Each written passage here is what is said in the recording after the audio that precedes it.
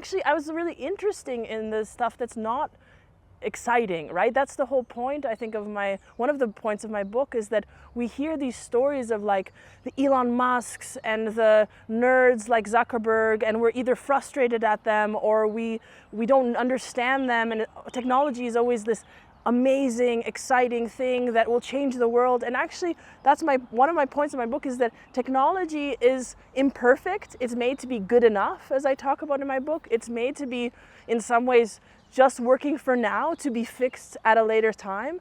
And really, like, how does that culture of good enoughness and kind of that, in some ways, boringness really look like from the inside? Because that's important. I don't think that all the stories of these like amazing promises of technology are real. What's real is like kind of the everyday maintenance of our technology.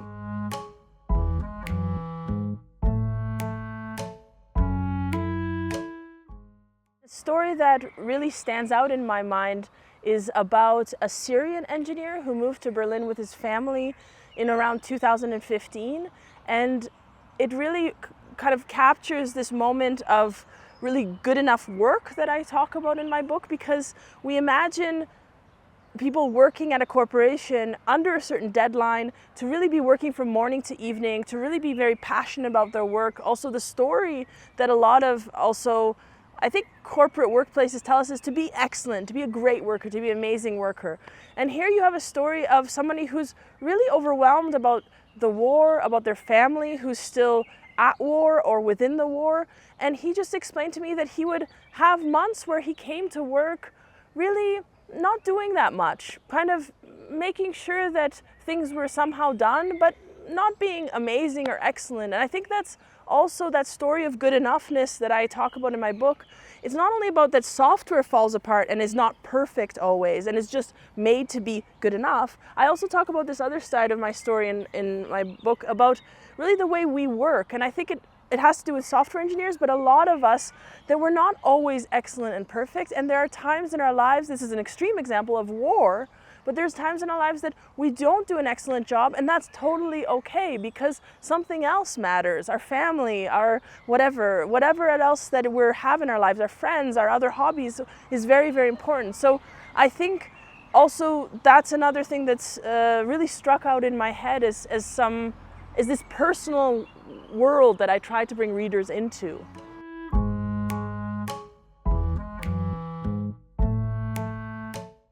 I think that this exists in a lot of companies, and I think it exists among also privileged companies that have an asset, a stable asset. Even Google, of course, Google's a perfect example, or Facebook or Microsoft, the bigger companies as well, this state of good enough exists. But of course, the companies, let's say a startup, or companies that outsource their work, especially in the global south, Eastern Europe, these are companies that need to prove themselves because they're in a market where they have to deliver. Let's say some of these companies, let's say startups have to push themselves till late hours of the night. They can't be always good enough. Or game companies, the games industry also has this perfect example of this, is that there's always competition within the gaming industry. And I'm saying the good enoughness more exists in these companies that use that privilege. But there's a lot of them in San Francisco, in Tel Aviv, in Berlin,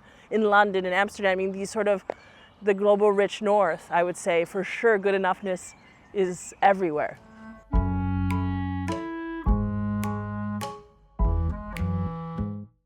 This is where a lot of people might disagree with me, and I'm happy if they disagree with me, but I think that's something that good enoughness exists, and not only should be, I wouldn't say celebrated, it's just like the air we breathe. It exists in our society. And I also think that pushing against it in moments where good enoughness is important to see, just like in software engineer, a software engineer can't be excellent. And managers for years have been trying to figure out all sorts of methodologies to build this excellent software, to make sure that everyone's finished on this deadline, to promise the greatest software object that is possible. And an engineer would say, that's not how it works. Plus, we have an update culture. We could constantly update it. So an engineer wants to finish something and then update it again in another 2 weeks. So it's always in a state of imperfection. And so I get the critique where you're saying, but Paula, we live in a world of excellence, and that's actually the logic around management, economics, and I know we're sitting at an economics university, but I want to say, hey, actually, we are becoming blind to the reality that this exists in our world, and it's sometimes necessary. And it's necessary to be human about it. I'm sorry, but the problem with our society, I think, is that we push too much excellence, that there's moments of struggle, of war, of other people needing to be cared for. I think this is also what I say in the conclusion of my book. There are people like Nancy Fraser, who is also a wonderful scholar, who talks about the crisis of care in capitalism, is that we don't have spaces to care, right? We need other spaces to care about other things, and not just, hey, we need to finish this and we need to be the best. No, there's moments of care. Now I have to care about my family. Now I have to care about something else. Now I have to care about whatever it is that's important.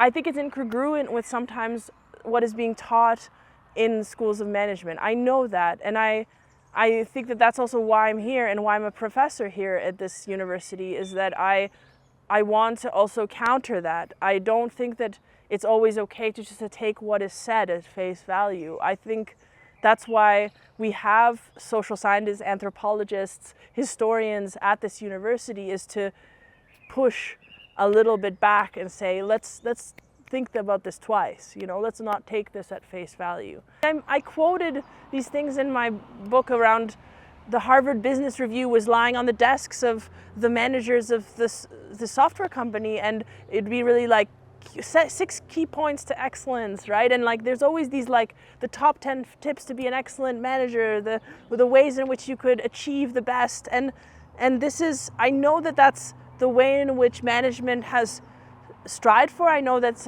how capitalism works. I just think that there's a space, especially even now, if we want to think about how to sustain our systems, how to even think about things like degrowth and sustainability in the way in which we work, we have to bring this perspective in. So I think it's even, bizarrely enough, I never thought about my work in a world of sustainability, but it is also a way in which we have to be realistic and create a sustainability of our systems too. Yeah.